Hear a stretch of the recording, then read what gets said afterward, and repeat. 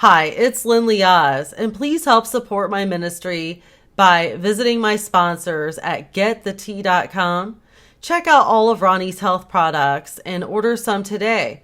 Find the ones that work for you or that might be something that helps a problem you're having, or whether it's for daily maintenance. Check out getthetea.com and make sure that you mention that you heard about Ronnie and getthetea.com from Lynn Liaz. Your support is greatly appreciated. Hi, this is Lynn Liaz, and I have with me today Professor Danny Faulkner from Answers in Genesis, and we are going to talk about something we have not really discussed before. In fact, we've mentioned it, but we haven't really done a recording on it, and that is Planet X, or Niburu. And he's going to share some facts with us about Planet X. So I'm really excited to hear what he has to say. I myself have not really delved into Planet X or Niburu much, to be honest. So I'm really excited to hear his expertise on the matter. So welcome, Danny. Thank you for joining me once again. I'm glad to be here. Well, I'm happy to have you. And so you have some knowledge about Planet X, and we've been hearing about Planet X and Niburu for, I don't know if I'm pronouncing it right, is it Niburu or Niburu, whatever, for a long time now. And there are people out there who think that it's going to collide with the Earth or do catastrophic damages to the Earth. So what can you share with my people that are watching about Planet X?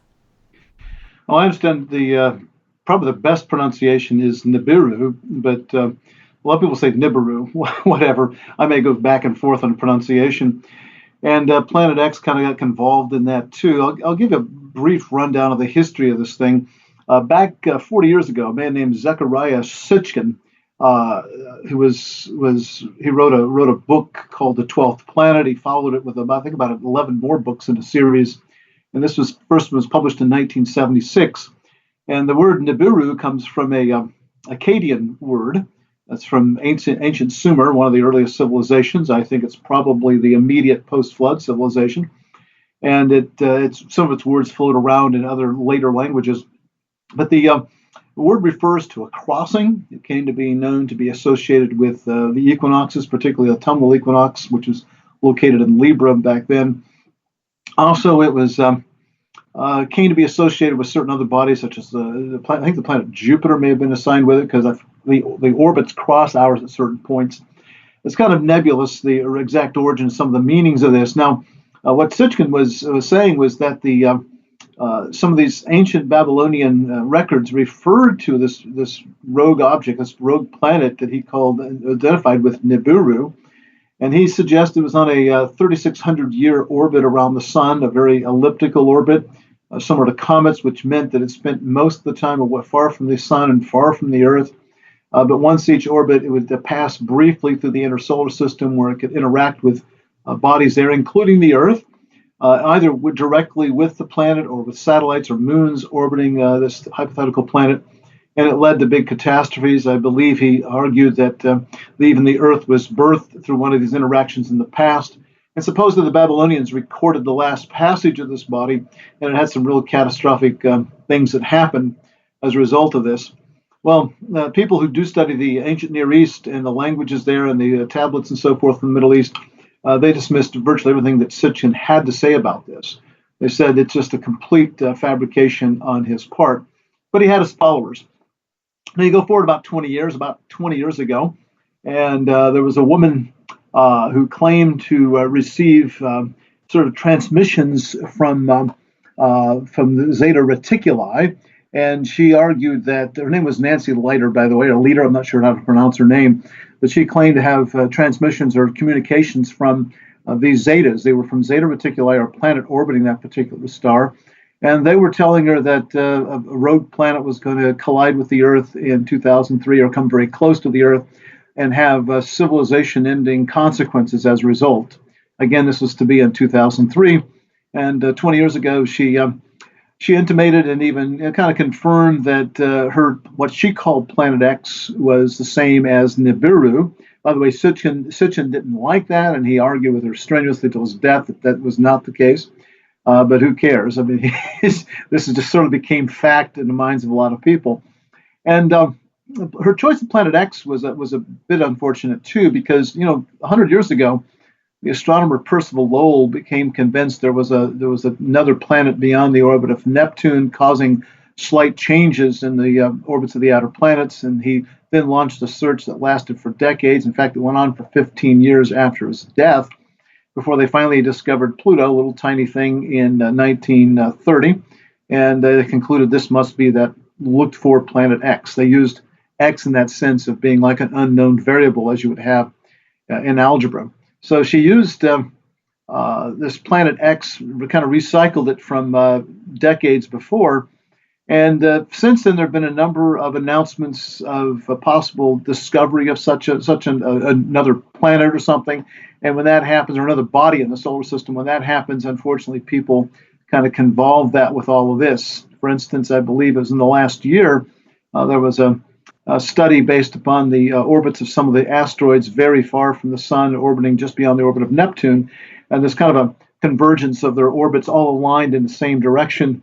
And they suggested, at least in the study, there might be another planetary body, a planetary mass body, much farther out that caused that alignment. And that too was welcomed by some people as being this planet X, or Niburu. I'm going to use the word Niburu to refer to all of this sort of stuff coming together. Well, you'd think with the prediction of 2003 that failed to come to pass that we wouldn't hear any more of Niburu, but it kind of goes away for a while and comes back when it's resurrected for another interaction. The most recent I'm aware of was in 2012. Everybody was concerned about this convergence of things. You had the Mayan calendar supposedly suggesting that the world was going to end in 2012, more specifically on December 21st. There was an alignment there between the winter solstice and the center of our galaxy on that particular date, and so they figured that would be some sort of cosmic forces lining up. And part of this mix was that this planet Niburu was going to come to the Earth and interact with the Earth some way with a near pass, and again have civilization-ending consequences. Well, again, that didn't happen. And back in 2012, 2011, 2010, there were many people who claimed to have seen Niburu. They said that scientists had found it, astronomers had found it, and that it was right here near the sun. It was rounding the sun. It was right here. It's going to hit us pretty soon. Well, if it's following any kind of orbit like we understand any other orbit follows, like the planets and comets and so forth, once it enters the inner solar system, it has a matter of months until it moves back out again. It won't come around again for thousands of years yet. So if it was here around 2010, 2011, it's long gone by now. This is now 2017, so it's not here anymore. But that didn't matter, because now with all the excitement of September 23rd, 2017, many people are arguing that Niburu is once again getting involved. Some people argue that the 3 hours of darkness during the crucifixion was caused by an eclipse of the sun by Niburu.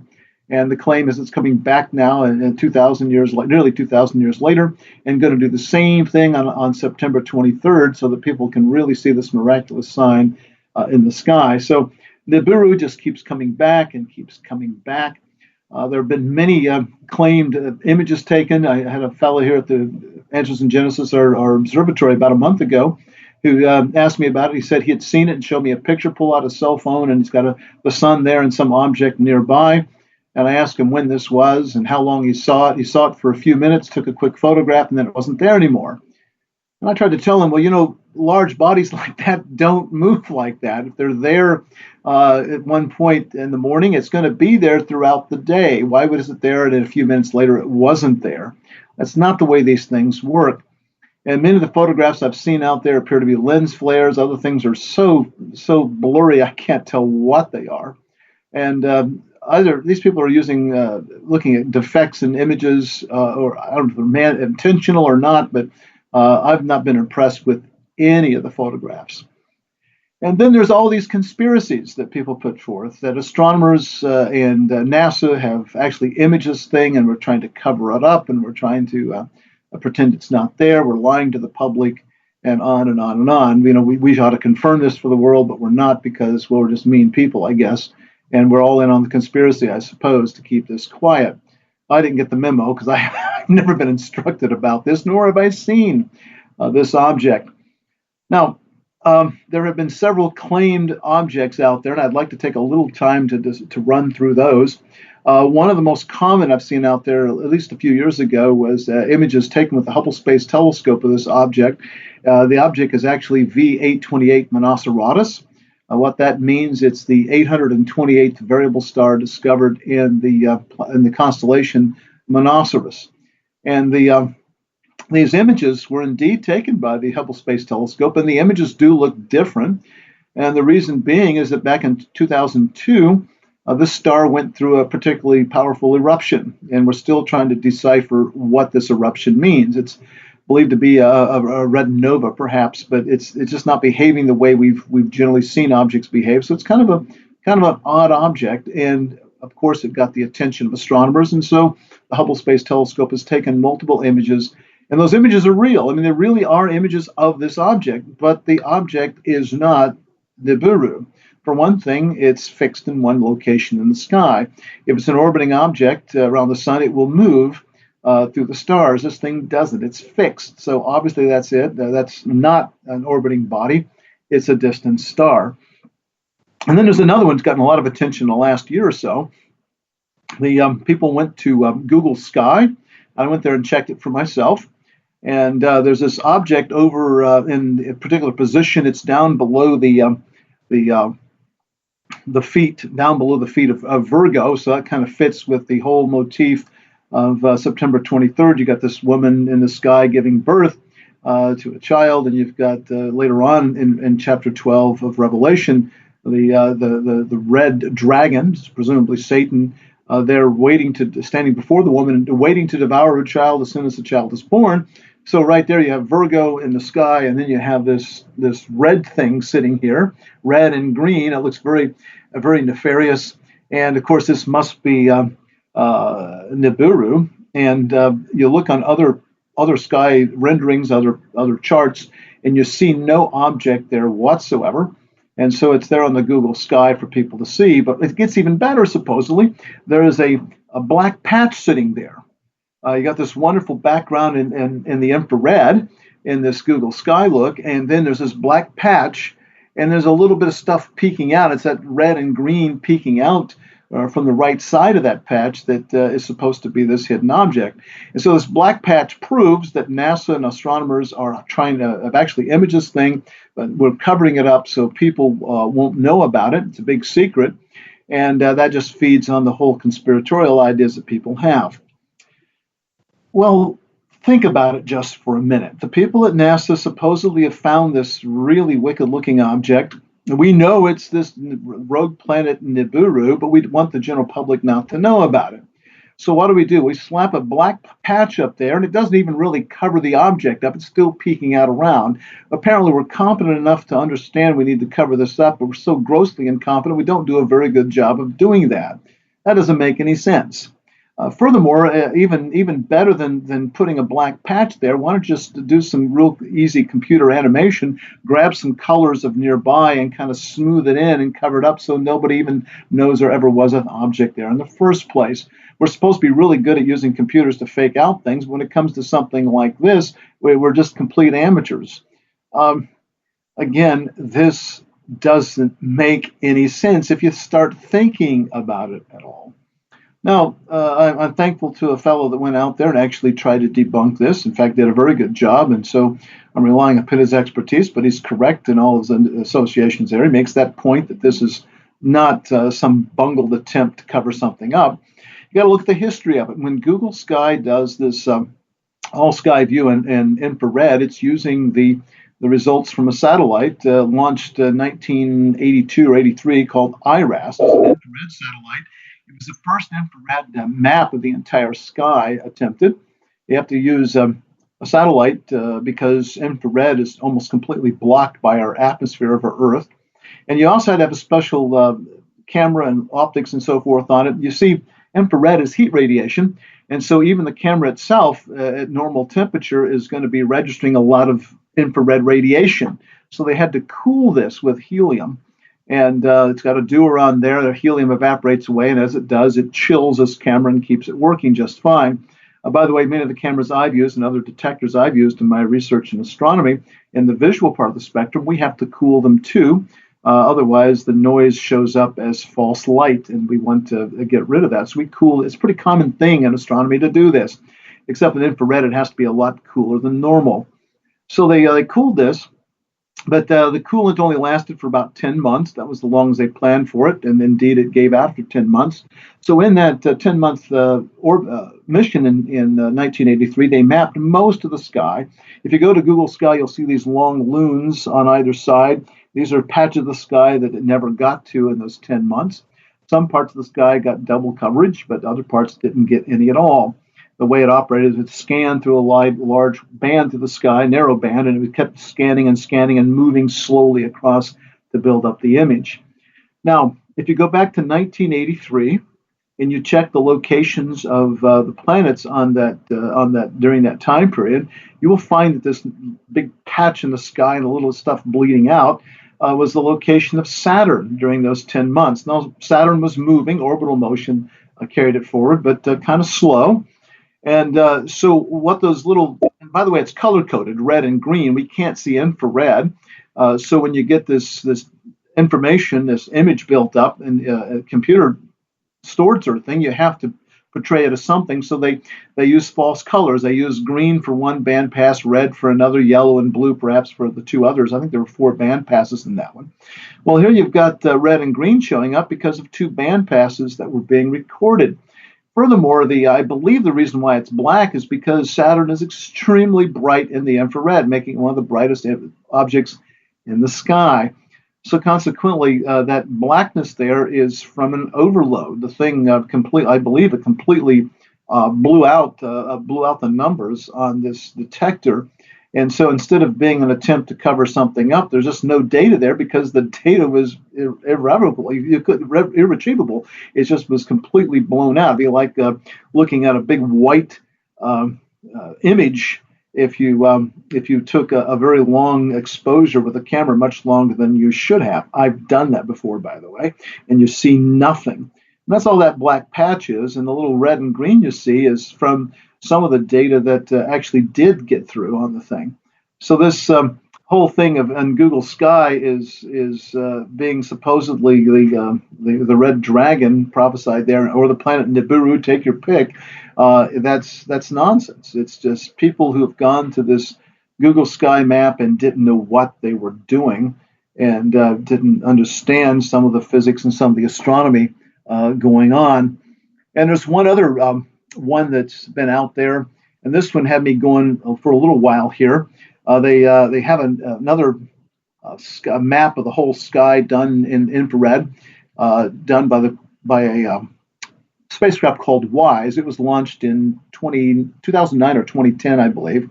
It was almost 30 years after IRAS, so the technology had improved tremendously. And it was basically doing the same thing that IRAS did. It was trying to image the most of the sky. And it got double coverage in some places pretty good. It covered, I think, almost the entire sky during its 10-month mission until its coolant ran out. But it's a much better image.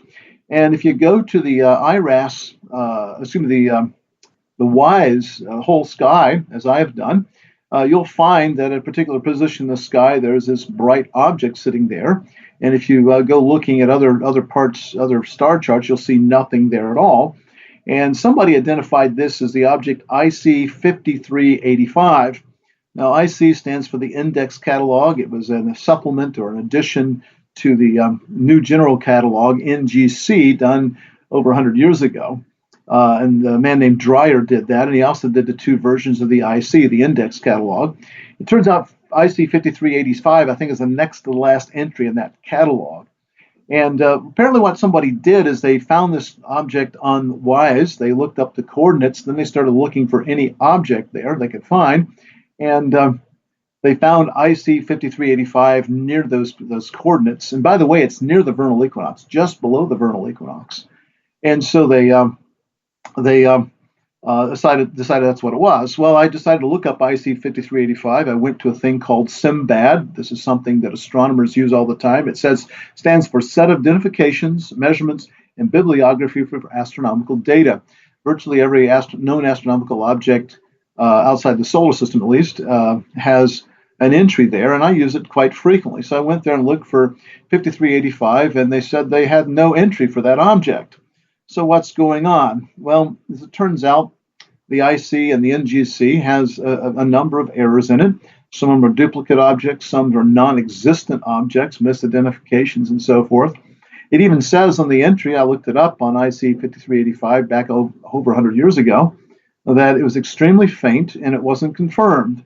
What that means is that on a photographic plate taken well over a century ago, it was a little fuzzy object, and it was only seen on one plate.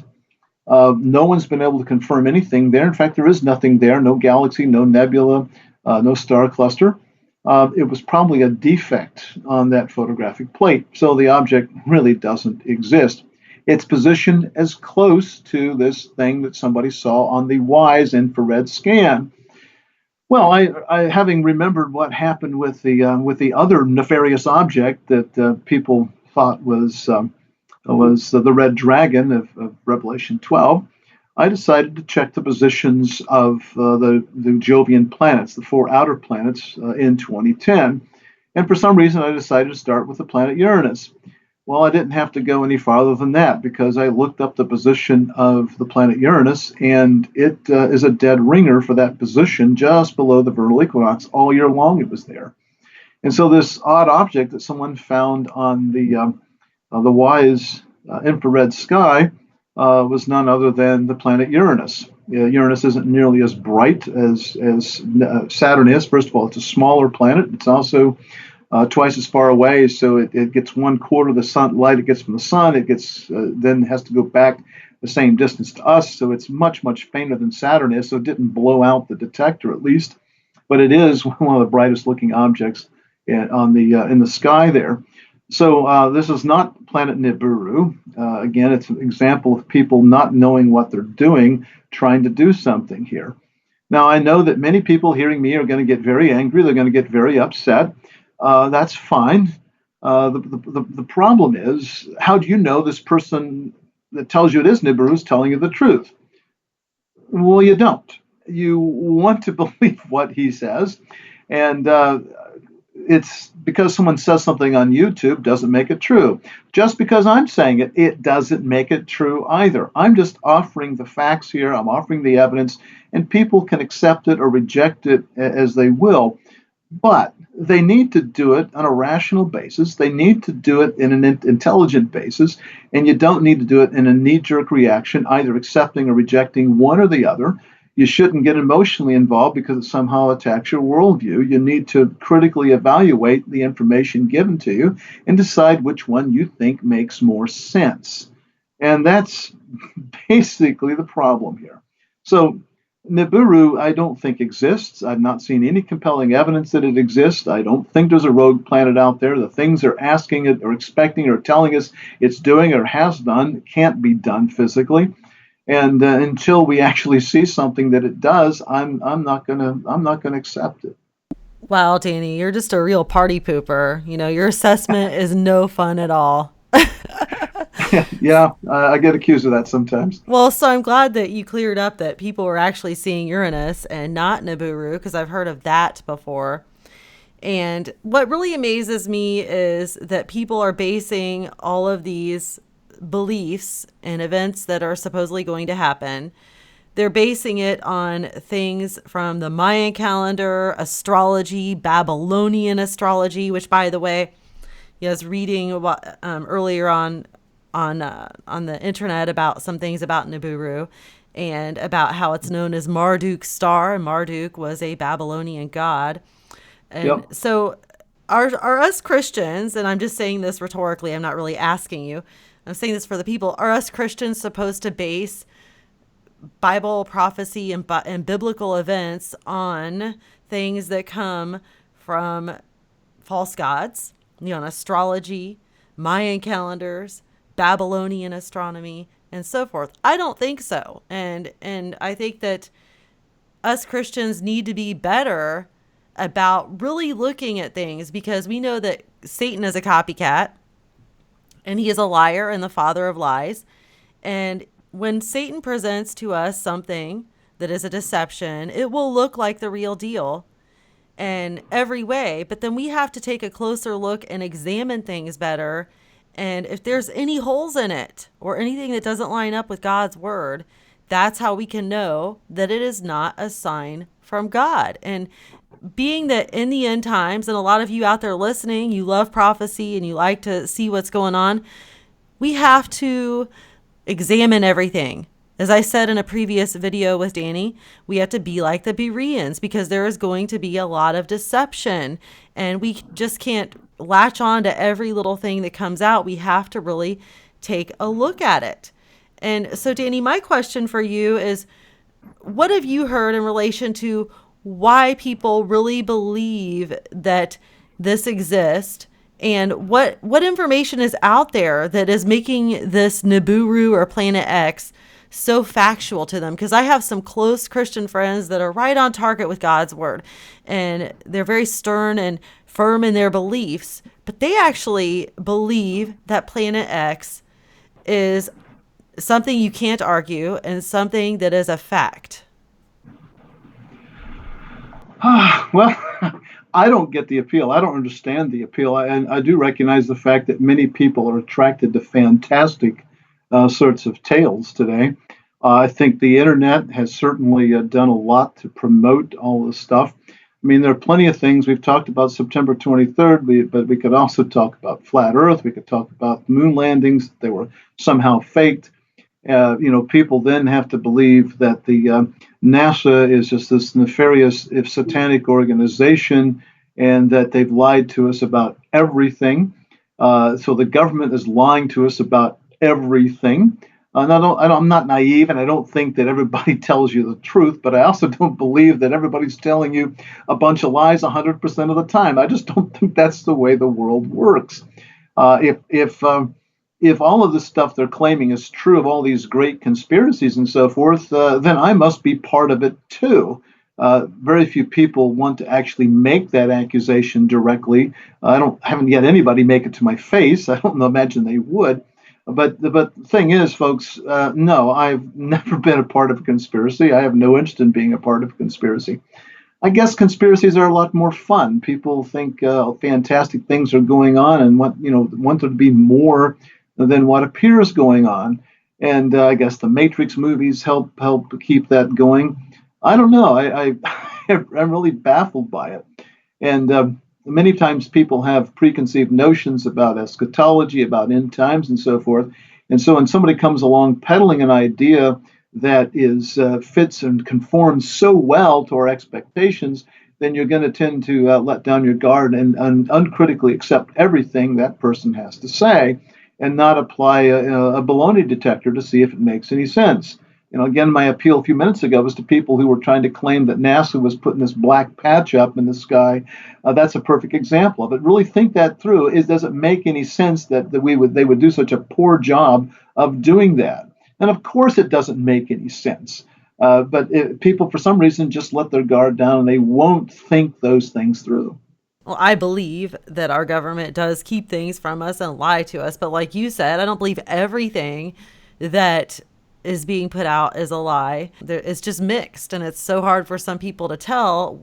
And that is why, once again, it's very important that we look into everything deeply, research everything, ask a lot of questions. There's nothing wrong with asking questions, and find out the truth for ourselves and compare it against God's word. Otherwise, we're all going to be so confused that it's not even funny. And I think a lot of people are very confused right now with so many things on so many levels.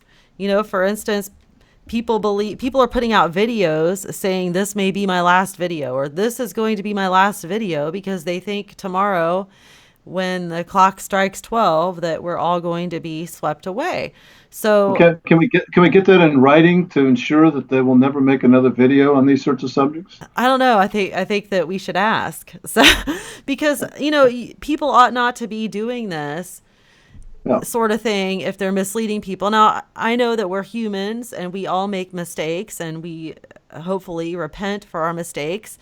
But if you're going to put out something where you're saying this thing is going to happen, and you're not researching and you're not taking enough time to really look into it, instead you're trying to make some conspiracy thing out of it, and you're going to tell people the rapture is happening on a certain date and whatnot, I don't think you have any business leading any sort of a flock, because you're going to lead people straight to disappointment. You might even turn people away from God and just cause people to really walk in darkness. So I think this is very, very important. And I think it's very important as a Christian putting out information that you put out the truth and make sure it is the truth. And if you don't know, don't put it out, or put it out and say, hey, here's what so and so is saying. Here's the facts. I don't know what'll happen. At least do that, but don't put things out telling people this is what's going to happen. And so I just think that's very important. But, I do hear a lot of people talking about Planet X, Niburu, just over the past few years. And like you said, you hear about it for a while, then suddenly you don't hear about it. Then it comes back. And I don't know is there really some planet out there somewhere, maybe not Niburu, that there's all this big news that somebody discovered some planet that was like Earth. And I'm assuming that is Niburu once again. It's the early Earth-like planets are claiming would be orbiting other stars. I don't believe they found any Earth-like planets, by the way, but the claims of Earth-like planets are definitely orbiting other stars. They would never orbit the sun, come here. And again, I mentioned the possibility of suggested a few months ago that there could be a large body out beyond the orbit of Neptune. But it's not likely to come any closer than Neptune to us, if that close even. And this thing is very far out, if it's out there at all, because people have looked for it. It should show up in the infrared. It hasn't been found. Things like this, large objects, are not easy to hide. We have a thing called linear that's looking for near Earth asteroids. These are things that could potentially hit the Earth and really leave a huge impact on the Earth. And it's discovered thousands of asteroids and comets. There's another one, I can't remember the name of it now, that's done a similar thing. We've now discovered nearly 1 million asteroids orbiting the sun. Most of them are very tiny. Yet somehow a planet that's maybe half the size of Jupiter has escaped our detection, even though it's skirting about through the inner solar system. Well, an object that big would be one of the brightest objects in the sky at night. And again, I'm a student of the sky. I have never seen anything like that. No other astronomer that I'm aware of has seen anything like that. All these conspiracy claims notwithstanding, folks, it's not there. I would have seen it. Other people would have seen it. And I'm going to share it with the world if I found something like that. But I haven't. Well, I think that a lot of people should take up astronomy and learn it a little bit and get a very high powered telescope and go look for themselves and find it. If it's out there, maybe they would see it on a high powered telescope if it exists. And that's what they should do. Otherwise, we're taking people's words for it. Just like you mentioned earlier, we shouldn't just take everybody's word that, oh, this exists. Oh, there's this out in the solar system and it's Planet X. We're just taking people's words for it. So if people really want to find the truth and they think that they're being lied to, then I would just suggest, like I said, they get a high powered telescope and go out there and look around, But a lot of these, the size of object we're talking about wouldn't require a telescope at all. It would be visible to the naked eye as a bright star-like object. Venus is in the morning sky right now. It's very bright. Jupiter is not visible right now because it's behind the sun, but it'll pop out in a few months in the morning sky. It will be the second brightest object in the sky after the sun and the moon, of course. If there were a large planet roaming about in the inner solar system, it would be very easy to spot with the naked eye. And it seemed like it only shows up for a minute or two to people with their cell phones, and then it's gone after that. And that doesn't make any sense. If you know anything about orbital dynamics, it makes no sense whatsoever. You could see it with the naked eye. I didn't realize that, again, because I'm not an astronomer like you, so I wouldn't know that. But I guarantee some people would go out there and see one of these planets with their naked eye, and then they would take photos of it, and then they would post it on the internet, and it would go all over Facebook, and they would say, I saw Planet X in the sky last night, when it was actually Saturn or Jupiter. And we'll be very careful. They've actually put a lot of photos on the internet, but again, they're lens flares, and they're defects of various types, and some things are so fuzzy I can't make a head or tail of them. It's These are not these are not planets in the sky. People who are taking these photographs have no idea about astronomy. I mean, if I took them outside and said, "Okay, can you point out any planets to me?" they wouldn't have a clue where to even start. And yet somehow they're experts on something that's unusually out there. And that's not the way you make a good argument for this. Well, you're going to be putting out an article here in the next few weeks on this very subject, and unfortunately, I can't post it below the video now because this video will be uploaded before your article is out. But I encourage everyone to go check out Danny over Answers in Genesis, and that is answersingenesis.com. And go ahead. I was going to say, I do have one article out there in Niburu. It went up a few months ago. The one you're referring to, I've drafted, and it will be going up in a few weeks. It's kind of a follow-up article to it because I think there's more to be said there. So more needed to be talked about. Well, I will post the link to your article that's already out below this video so people can at least see that and they can research it for themselves. Because I really, people get mad at me, but they should be happy that I am, really trying to research the truth and present the truth and the factual information for them. But people have actually made videos now since our September 23rd video interviews that we did. People are making videos calling me a false prophet and everything else. And I don't know where I prophesied anything. I'm not the one prophesying anything at all. I'm sharing facts with people. Isn't that weird? It's got this completely backwards. Yeah, I'm not prophesying anything. I'm showing people the facts about the astronomy and the facts that you are well aware of that you're presenting to the people. I'm not the one prophesying anything. I'm not a prophetess or a prophet. And I really get leery of people who use those terms. You see all over the internet now, prophet so-and-so or prophetess so-and-so or evangelist so-and-so, self-proclaimed prophets. So, I'm not one of those. I want to share the truth with people because I don't want people to be disappointed. And I believe a lot of negativity can come from these false things that are being put out when they don't happen. So that's very important to me. And those of you listening should be very happy that I am researching and finding the truth. So anyhow, do you have any final thoughts or words to share with the listeners before we end the show here? Just to be, people ought to be Bereans, they ought to be critically thinking, and they ought to compare everything we say with Scripture and ultimately check the facts out for themselves. Agreed, 100%. That's what people need to do. The Bible tells us to do it. And for those of you out there, Danny and I do believe in Bible prophecy and believe in the Bible 100%. We are just trying to share the facts so that none of you are led astray, because there is a lot of deception being shared, particularly on YouTube. And quite honestly, I'm tired of it and I don't want any part of that. I just want to be part of sharing the truth. So Danny, I appreciate you taking the time out to inform my listeners and anyone else that happens to stumble across this interview. I know that you are very busy and your time is precious, like the rest of us. So I really appreciate you doing that. Well, thank you. I'm glad to be here. Well, thank you, and God bless you. And to those of you listening, be sure and check out Answers in Genesis at answersingenesis.com.